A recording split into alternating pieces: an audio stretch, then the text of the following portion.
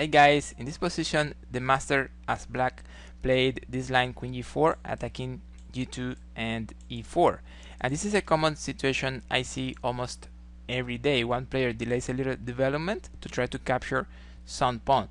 How to play in this kind of situations, and also what happened in the rest of this game, that's what this video is about. Keep watching. Browne was playing as white and Quinteros was playing as black in we can see 1974. So the game was e4, c5 Sicilian, knight f3, d6 and bishop b5, this Moscow variation. Black plays here bishop d7, bishop takes, queen takes and c4. In this position normal moves are knight c6 or knight f6. Those are the most popular variations, and in general black can get a more or less balanced middle game. This time Quinteros is playing queen g4. This is like a side line, not extremely strong, and the idea is that black wants to capture one of these pawns. It's attacking g2 and e4 at the same time. This is the position we had at the beginning of the video, and well, let's see how to play when something like this happens in our games. In general, if we lose a pawn but we have a couple of tempos ahead in development, that should be some compensation. So that's what is going to happen here. White castles, also protecting the pawn on g2, black takes the pawn on e4, and then there is this nice move, d4, fighting for the center, opening some lines now that black king is in the middle, and of course also developing pieces. Well, c takes d4 and rook e1. If we can get a tempo by threatening something and at the same time improve our pieces, that's usually or almost always a good move. Here in this game black also has a big problem, and is the queen developed too early in the opening. That's something we need to say. Black is playing queen c6 and then knight takes d4, getting the pawn back, attacking the queen. Queen takes c4. Now black has 2 pawns up.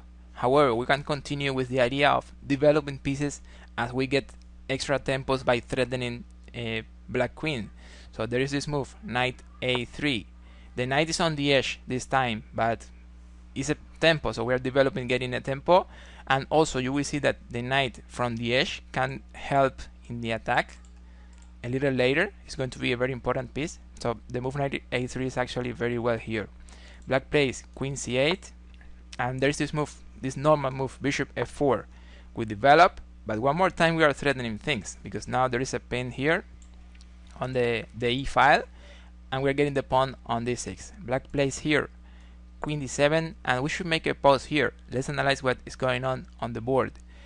White has 2 pawns down, but they have almost all the pieces already developed. I mean, the rook is not doing too much. The queen is fine. I mean, it's not developed, but it's pretty well. It's controlling many squares. So maybe the only piece white hasn't developed is the rook on a1, but when we analyze black's position, they are very bad. I mean, all the pieces are in the first rank, all the pieces are undeveloped right now.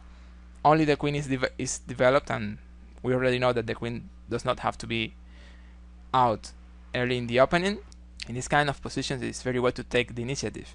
It means to attack, to threaten things, because usually when we are threatening things, they won't have time to develop. If we give them some time to develop a couple of pieces and castle, then we're going to be in trouble because we have 2 pawns down, and that's enough material to lose the game. So every time we are like improving some piece, threatening some things, it's going to be helpful, and it's the way we need to play in this kind of situation. So knight a b5, one more time improving the knight from the edge, now going to the center, but also getting a tempo, threatening things over d6. Black plays here e5. There's a fork, but actually the pawn cannot capture, but also they are stopping the bishop with the bishop, and now we cannot capture the pawn on d6.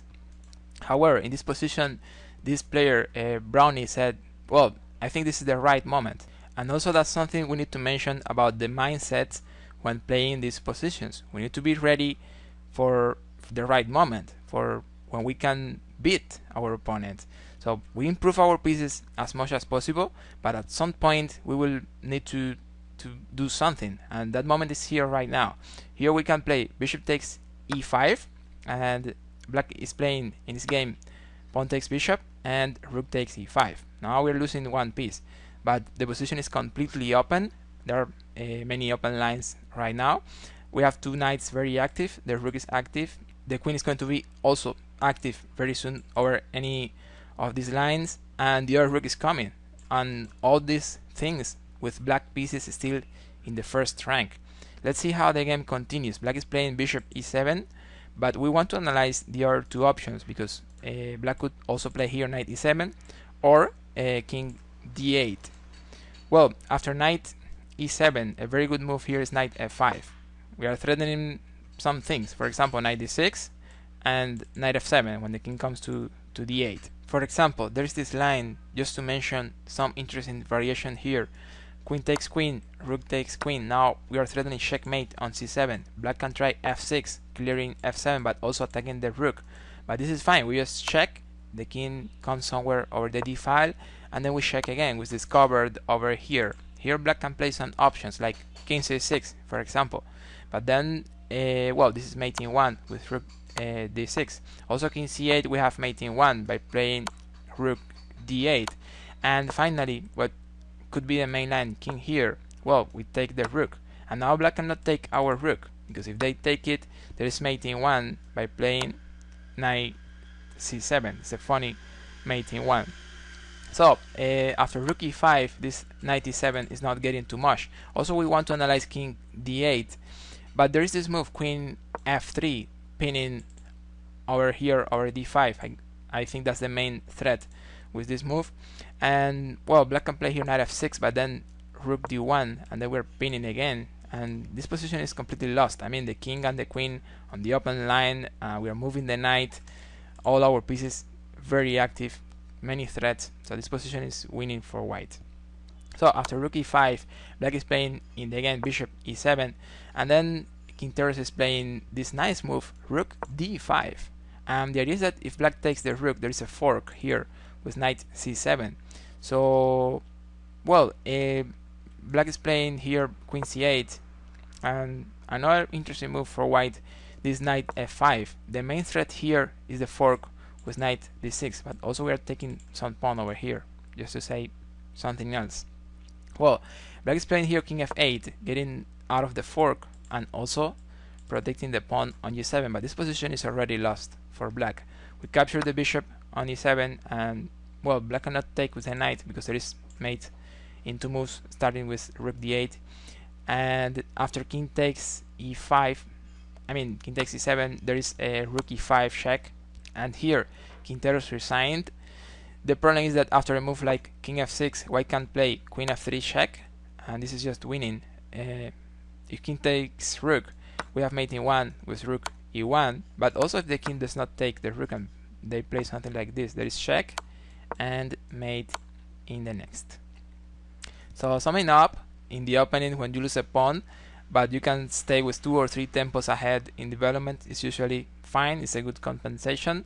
And in these positions the plan is going to be to develop your pieces as soon as possible, try to attack things, try to take the initiative, threaten things, and in this way your opponent won't be able to continue developing.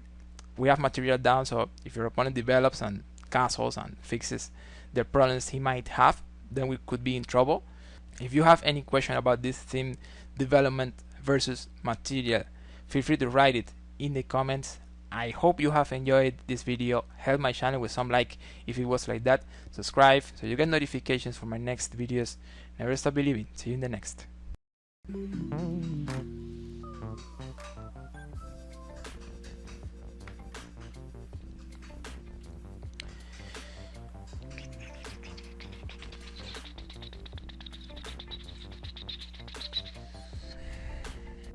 For example, there is this line, just to mention some interesting variation. Queen takes d1, rook takes. For example,